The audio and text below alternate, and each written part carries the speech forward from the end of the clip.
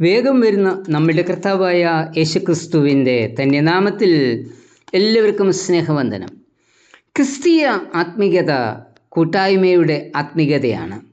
Spirituality of community.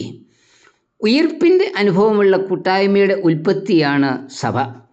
ശിഷ്യന്മാരുടെ നടുവിൽ കർത്താവ് പ്രത്യക്ഷപ്പെടുകയും പെന്തക്കോസ്റ്റ് നാളിൽ ആത്മശക്തി പ്രാപിക്കുകയും ചെയ്തപ്പോൾ ചെറിയ കൂട്ടം വലുതാകുവാൻ തുടങ്ങി. പത്രോസിൻ്റെ ആദ്യ പ്രസംഗത്തിൽ തന്നെ ഈ കൂട്ടായ്മയിലേക്ക് 3000 പേർ കൂടി വന്നു ചേർന്നു. പ്രവൃത്തി 2:41. സഭയുടെ കൂട്ടായ്മ വളരുവാൻ തുടങ്ങി. രക്ഷിക്കപ്പെട്ടവരെ കർത്താവ് ദിനംപ്രതി കൂട്ടായ്മയോട് ചേർത്തുകൊണ്ടിരുന്നു. പ്രവൃത്തി 2:47. കൂട്ടായ്മയുടെ അനുഭവത്തിലേക്ക് വന്ന ഈ കൂട്ടത്തിന് ചില പ്രത്യേകതകൾ ഉണ്ടായിരുന്നു. അവർ ഏകഹൃദയവും ഏക മനസ്സും ഉള്ളവരായിരുന്നു. തങ്ങൾക്കുള്ളതൊന്നും സ്വന്തമെന്ന് ആരും പറഞ്ഞില്ല. സകലതും അവർക്ക് പൊതുവായിരുന്നു. മറ്റുള്ളവർ ആരും ഈ കൂട്ടായ്മയിൽ ഇല്ലായിരുന്നു. പ്രവൃത്തി 4:32 മുതൽ 34 വരെ. കരുതുകയും പങ്കുവെക്കുകയും ചെയ്യുന്ന കൂട്ടായ്മയായിരുന്നു ആദിമസഭയുടെ കൂട്ടായ്മ.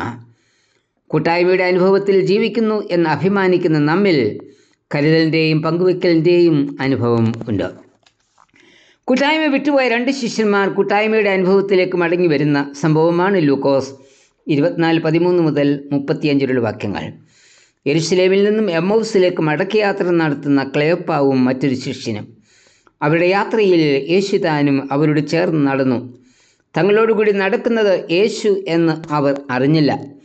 യാത്രയുടെ അവസാനം തങ്ങളോടുകൂടെ പാർക്കുവാൻ കൂടെ നടന്നവനെയും അവർ ക്ഷണിച്ചു. അവരുമായി അത്താഴത്തിനിരുന്ന അതിഥി അപ്പമെടുത്ത് വാഴ്ത്തി നുറുക്കി അവർക്ക് നൽകി. അവർ യേശുവിനെ തിരിച്ചറിഞ്ഞു. അപ്പനുറുക്കുകളിൽ കൂടി വീണ്ടും യേശുവുമായിട്ടുള്ള കൂട്ടായ്മ പുനഃസ്ഥാപിക്കപ്പെട്ടു. കൂടെ നടന്നവനെ ഭവനത്തിലേക്ക് ക്ഷണിച്ചപ്പോഴാണ് കൂട്ടായ്മ പുനഃസ്ഥാപിച്ചത്. നഷ്ടപ്പെട്ടു പോയ നമ്മുടെ കൂട്ടായ്മ ബന്ധം പുനഃസ്ഥാപിക്കുവാൻ യേശുവിനെ ജീവിതത്തിലേക്ക് ക്ഷണിക്കാൻ, കർത്താവുമായിട്ടുള്ള കൂട്ടായ്മ അനുഭവമാക്കുവാൻ നാം 2 കാര്യങ്ങൾ ചെയ്യണം. ഒന്ന്, കർത്താവിൻ്റെ നുറുക്കപ്പെട്ട ശരീരത്തിൻ്റെ അംശികളായിത്തീരണം. നുറുക്കപ്പെട്ട അപ്പമാണ് ഈ ശിഷ്യന്മാരെ കൂട്ടായ്മയിലേക്ക് മടക്കി വരുത്തിയത്. എമ്മൗസിലേക്കുള്ള യാത്രയിൽ അവരോടൊപ്പം നടന്നവനെ അവർ ആരെന്ന് മനസ്സിലാക്കാതെ രാത്രിയിൽ കൂടെ പാർക്കുവാൻ അവർ ക്ഷണിച്ചു. ആ രാത്രിയിൽ കൂടെ വന്നവൻ അപ്പമെടുത്ത് വാഴ്ത്തി നുറുക്കി അവർക്ക് നൽകി. അവർ യേശുവിനെ തിരിച്ചറിഞ്ഞു. അതായത് ക്രിസ്തുവിൻ്റെ ശരീരമാകുന്ന അപ്പനുറുക്കുകളുടെ അനുഭവം ക്രൂശിക്കപ്പെട്ട യേശു ഉയർത്തെഴുന്നേറ്റിരിക്കുന്നു എന്നും ആ യേശുവാണ് തങ്ങളുടെ മുൻപിൽ നിൽക്കുന്നതെന്നും തിരിച്ചറിയുവാൻ അവരെ സഹായിച്ചു. ആ അനുഭവം അവരെ വീണ്ടും കൂട്ടായ്മയിലേക്ക് നയിച്ചു. തിരുമേശയിൽ നിന്ന് നാം അനുഭവിക്കുന്ന അപ്പനുറുക്കുകൾ കർത്താവിൻ്റെ ഉയർപ്പിനെയാണ് അനുഭവമാക്കി തരുന്നത്. അപ്പനുറുക്കുകളിൽ കൂടി ലഭിക്കുന്ന ഉയർപ്പിൻ്റെ അനുഭവം നമ്മെ കൂട്ടായ്മയുടെ അനുഭവത്തിൽ എന്നും നിലനിർത്തുന്നു. 2, തിരുവെഴുത്തുകളിൽ എഴുതപ്പെട്ടിരിക്കുന്നത് തിരിച്ചറിയുന്നതിൽ കൂടി കൂട്ടായ്മ പുനഃസ്ഥാപിക്കപ്പെടുന്നു. കൂടെ നടക്കുന്നവൻ അവരെ സംബോധന ചെയ്തത് ബുദ്ധിഹീനരെ, പ്രവാചകന്മാർ പറഞ്ഞതെല്ലാം വിശ്വസിക്കാത്ത മന്ദബുദ്ധികളെ എന്ന് വിളിച്ച. തനിക്ക് യെരുശലേമിൽ വെച്ച് തടവും മരണവും ഉണ്ടാകുമെന്നും താൻ ഉയർത്തെഴുന്നേൽക്കുമെന്നും വിവിധ സാഹചര്യങ്ങളിൽ കർത്താവ് ശിഷ്യന്മാരോട് പറഞ്ഞിരുന്നു. എങ്കിലും അതൊന്നും അവർ മനസ്സിലാക്കിയിരുന്നില്ല. ഈ ശിഷ്യന്മാരുടെ സ്ഥാനത്ത് നാം ഓരോരുത്തരുമായിരുന്നുവെങ്കിലും ഇത് തന്നെ സംഭവിക്കുമായിരുന്നു. ഇതാണ് ദൈവത്തെ അറിയുന്നു എന്ന് പറയുകയും ദൈവത്തിൽ വിശ്വസിക്കാതിരിക്കുകയും ചെയ്യുന്നവരുടെ അവസ്ഥ. നമ്മുടെ ബുദ്ധിയുടെ വികലമായ പ്രവർത്തനമാണ് ഇതിന് കാരണം. ദൈവം ബുദ്ധിയെ തുറന്നു എങ്കിൽ മാത്രമേ ദൈവിക ആലോചനകളെ മനസ്സിലാക്കി വിശ്വസിപ്പാൻ സാധിക്കൂ. അപ്പനുറുക്കുകളുടെ അനുഭവമാണ് ഈ ശിഷ്യന്മാരുടെ ബുദ്ധിയെ തുറന്നതും കൂട്ടായ്മയിലേക്ക് മടക്കി വരുത്തിയതും. തിരുമേശയിൽ നിന്ന് അപ്പനുറുക്കുകളെ സ്വീകരിച്ചുകൊണ്ട് നമുക്കും പ്രാർത്ഥിക്കാം. കർത്താവേ, എൻ്റെ ബുദ്ധിയെ തെളിയിച്ച് ഉയർപ്പിനെ അനുഭവമാക്കുവാനും കൂട്ടായ്മയിലേക്ക് മടങ്ങി വരുവാനും എന്നെയും സഹായിക്കണമേ എന്ന്. ഉയർപ്പിൻ്റെ അനുഭവത്തിൽ കൂടി ലഭിക്കുന്ന കൂട്ടായ്മയാണ് നമ്മെ സാക്ഷ്യത്തിലേക്ക് നയിക്കുന്നത്. എമ്മൗസിലേക്ക് പോയ ശിഷ്യന്മാർക്ക് ലഭിച്ച ഉയർപ്പിൻ്റെ അനുഭവം അവർ യെരുശലേമിലേക്ക് മടക്കി വരുത്തി. അവർ മറ്റ് ശിഷ്യന്മാരെ കണ്ടു. തങ്ങൾക്കുണ്ടായ ഉയർപ്പിൻ്റെ അനുഭവം മറ്റ് ശിഷ്യന്മാരുടെ മുമ്പിൽ അവർ സാക്ഷിച്ചു.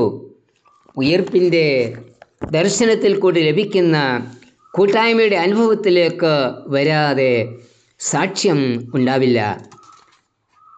ഉയർപ്പിൻ്റെ ദർശനം ലഭിക്കാതെയുള്ള സാക്ഷ്യം വെറും വാക്കുകളുടെ പ്രകടനം ആയിരിക്കും. ക്രിസ്തുവുമായും സഹവിശ്വാസികളായും ഉള്ള കൂട്ടായ്മ ശക്തമാക്കി ഉയർപ്പിൻ്റെ ദർശനത്തിൽ കൂടി നമുക്ക് കർത്താവിൻ്റെ സാക്ഷികളാകാം. കർത്താവെ, വിശുദ്ധ മേശയിലെ അനുഭവത്തിൽ കൂടി കൂട്ടായ്മ ശക്തിപ്പെടുത്തി ഉയർപ്പിൻ്റെ സാക്ഷിയാകുവാൻ എന്നെയും സഹായിക്കണമേ. ആമേൻ.